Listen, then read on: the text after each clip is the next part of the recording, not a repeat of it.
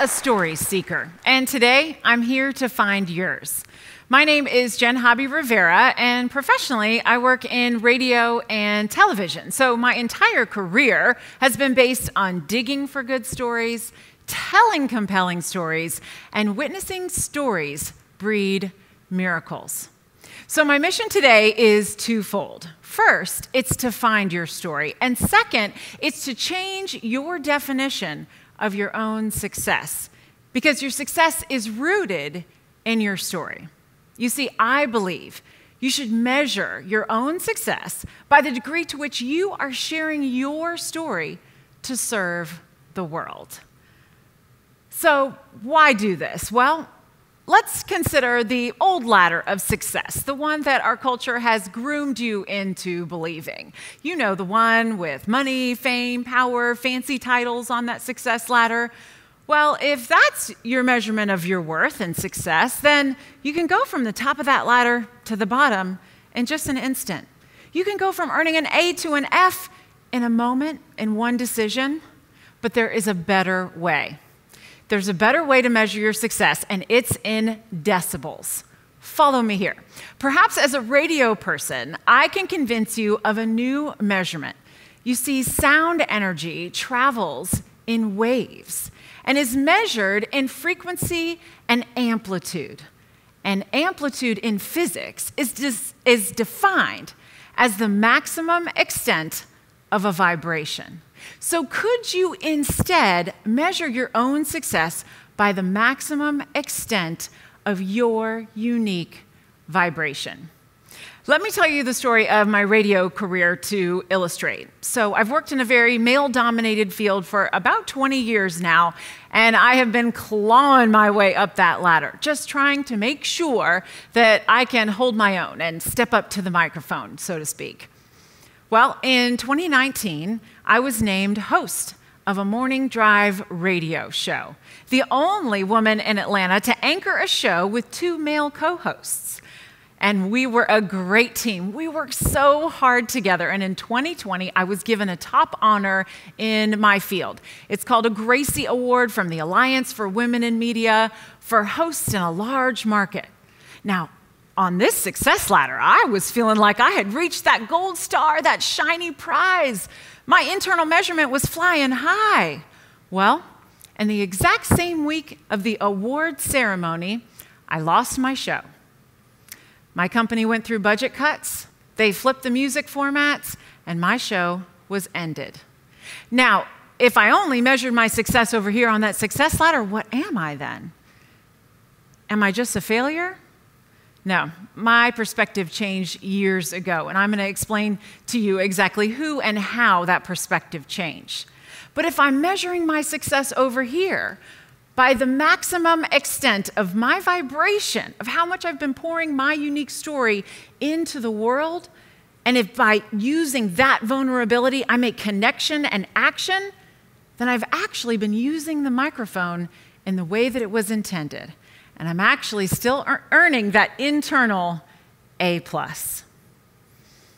Now, let's talk about this old success ladder, right? This one with fame, money, power, influence, achievement, awards on it. Now, how does that ladder leave you feeling? When, let's say, you get your paycheck, does it make you feel unworthy, ungrateful? How does this ladder make you feel when you share about your life? Does it make you feel nervous, stressed out, anxious? Because this ladder actually exists to drown out your story. This ladder wants your story to disappear so that its story can reign king.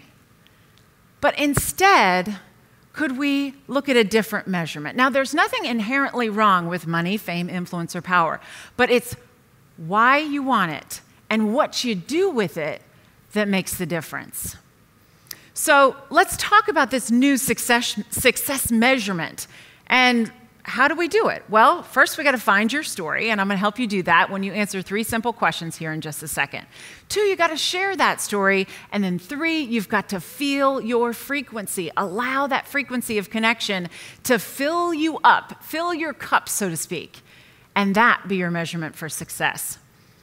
So I told you my perspective changed forever. Well, it changed on a childhood cancer floor of a hospital where my family and I were residents. You see, my husband and I have two amazing daughters. They are 7 and 5. And our younger daughter is a childhood cancer survivor. And I could go on and on today about the amazing doctors, the nurses that are truly angels on earth, and the life-giving research that saved my daughter's life. But there was actually another person who made an even bigger impression upon me there. And she changed my perspective on success forever. Her name's Anita. Miss Anita, we called her, because in the South, you raise kids and you put titles in front of first names. I don't know why we do it. We just do. So we called her Miss Anita. And by the employee records there at the hospital, Miss Anita is a custodian, a janitor. She comes in those hospital rooms and she'll change the vomit-covered sheets and the blood-stained blankets. She mops, she dusts, she replaces toiletries. But Miss Anita never saw her job as that of a custodian. No, she took care of her babies. I can remember like it was yesterday, her opening the door quietly saying, "How's my baby doing?" And Miss Anita found a way to make her babies and their parents feel better. She was always there to offer an encouraging word, ask a question and really listen to your answer, a kind touch, even a prayer. Miss Anita figured out what the rest of us are still trying to learn. She is using her story to serve the world, and she did it room after room, day after day, when behind those doors were children going bald, connected to machines, and devastated parents like me, living their worst nightmare. You see, Miss Anita doesn't clean hospital rooms. She heals families. She's a healer. So what is Miss Anita's story? I don't know all the things that led her up to the ocean of empathy that is in her heart. But what I do know is she pours it out into the people she meets every day. She healed my families and so many other families. And Miss Anita is using the maximum extent of her vibration to serve the world. Okay, so how do we do this? First, we got to find your story. Now, that's pretty daunting of a task, right? It's like looking at a blank page and somebody saying, write a novel right now. You go, panic, I don't know what to do. Well, I want you to answer these 3 simple questions, and we're going to find the seed of your story. Number 1, what is the biggest obstacle that you've overcome? The biggest struggle that you have survived? Because you did it. You managed your way through it. You survived it. You're here to hear this message today. Second question, what are your roots? How did you grow up differently than everybody else that you know? And number 3, what lights you up inside? What is it that gives you so much joy? It's a spiritual experience. You lose track of time when you're doing it. You just feel born to do it. It's easy to you. Just comes quickly and easily and flows. Somewhere in the answer to those 3 questions is the seed to your unique story. Now, I told you earlier that I have been digging for good stories my entire career. I've got a gut test for that. Okay, so when you think of the seed of that story, if your gut goes, ugh, and your warning defenses fly up and you go, no way, that is just too embarrassing, too weird, too joyful. People will think I'm bragging. Or too anything. If it's too whatever, you know you've got the seed to a great story, because that's it. That's where your story starts to make a connection. And that connection is where your story starts to serve the world. Okay, so we're finding your story. I can see the wheels turning. You got your story. Second thing is you got to share it with the world, okay? So what does that mean? Do you have to have a radio show with a goofy name and funny sound effects to share your story? No. Do you have to go viral or have 1 million Instagram followers to share your story and make it worth it?